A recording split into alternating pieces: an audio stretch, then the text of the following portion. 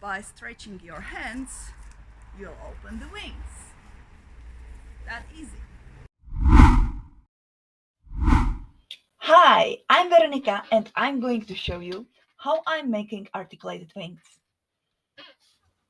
I want my wings to be as believable as possible, so I'm taking inspiration from bird anatomy. That means that I need to make 3 bones and 3 joints. The main 3 bones must be strong to bear the weight. 2 additional thin bones will just transmit the movement. The movement will be caused by pulling on the string that will be wrapped around the first joint. I will make the skeleton of the wings from PVC foam sheets. This material is cheap, very light, flexible, and quite strong, but most importantly, it's very easy to work with. I start with creating the first bone with a big round joint at the beginning. And now, the back plate. I'm connecting the parts with temporary joints. I'm not sure what size is ideal, so I made the bones as long as possible and I will gradually shorten it according to my feeling. After creating another 2 bones, I ran into another problem. The maximum range of motion of the wings is limited by the bones bumping into each other. Therefore, in places where it's needed, I cut the bones as much as possible. The most difficult part of whole creation is probably looking for the perfect layout of joints. As you can see, even a small movement of joint has a huge effect on overall movement of the wing. I spent many hours on this stage. Whenever I needed to move one joint a little, I had to adjust the position of all the other joints as well. So it was very time consuming and sometimes even frustrating. But eventually, I managed to find perfect layout. When the skeleton was ready, I started to deal with feathers. I found this amazing reference when you can see how the long flight feathers connect to the skeleton. Now I'm transferring the dimensions of wing skeleton to the computer so I can design the distribution of feathers. In order to be able to transfer feather shape from the computer to reality, I simplified its shape into measurable straight lines. Then I can calculate how much material I would need for sufficient number of feathers. But before I start creating, there is one more thing. Feathers have one subtle but very important detail, and that's subsurface scattering. It is penetration of light below the surface of matter. Thanks to this effect, we can subconsciously perceive that feathers are light and organic material. I want to exaggerate this effect, so I decided to use semi-transparent material. It's plastic sheet of A3 matte clear polypropylene. Now I'm creating pattern based on the graphic template that I did before, and then I redraw the shape showing through the plastic. Thanks to that, all the feathers can have the same shape.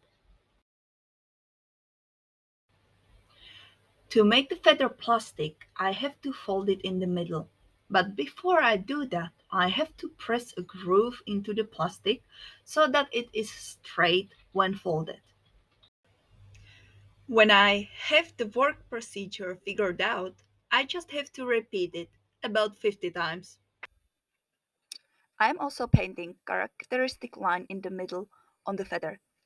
I don't want to add feathers directly to the wing, so I will first add them to the plastic strip that gets thinner towards the end. I connect the feather to the plastic strip by pre-drilling holes and then sewing them together.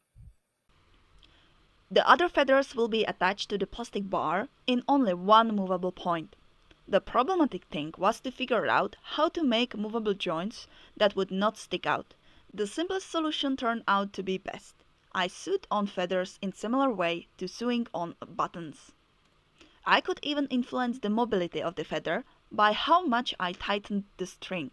But it still didn't look like it was because the feathers moved independently of each other. I decided to tie the feathers together with a string, which is similar to what happens to blinds.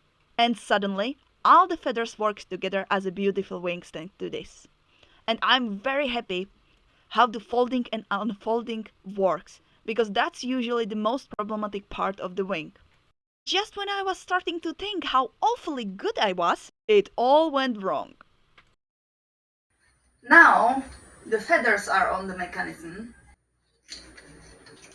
The stability is really poor. You can see how it's like hanging forward. I am actually really scared right now that it will break. I need to change the whole construction, change the material. This is obviously not strong enough. So let's do it. It was a fatal error in estimating the weight and carrying capacity of the material. So I decided to make the whole mechanism of the wings from aluminium profiles of different thicknesses. The creation required a lot of cutting, sanding, and in one case bending. The bending the L profile is very difficult, so I helped myself by using a lever. When I look back on the creation of the wing mechanism, I wouldn't really want to do it any different way. Because if I wanted to make the wing from aluminium right from the start, I would probably never finish it. Because the modification of this material is so difficult to me that it would be too much time consuming to figuring out the right shapes and composition of everything. Then I was remaking the backplate from thin strong wood. I am adding two plastic circles to it because I hope that would help eliminate the friction between backplate and aluminum bar. The first bone need to have semicircle shape, but I'm not able to make it all from aluminum. So I'm trying to make it out of plastic and lot of glue. Now I'm putting all parts together so I can make movement test.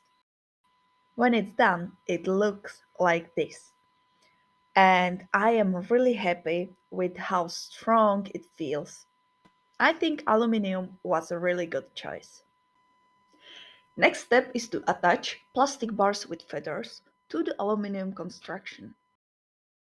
So I am screwing a hole on the same place on a plastic bar and to the aluminum bar.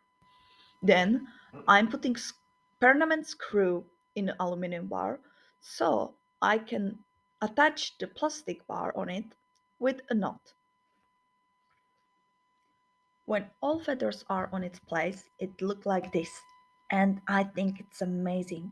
I am really happy with the size of the wings in relation to my body. I'm also happy with the shape that the feathers are making and with the transparency. I did also a night test so I can see how the light is spreading, and that was amazing too.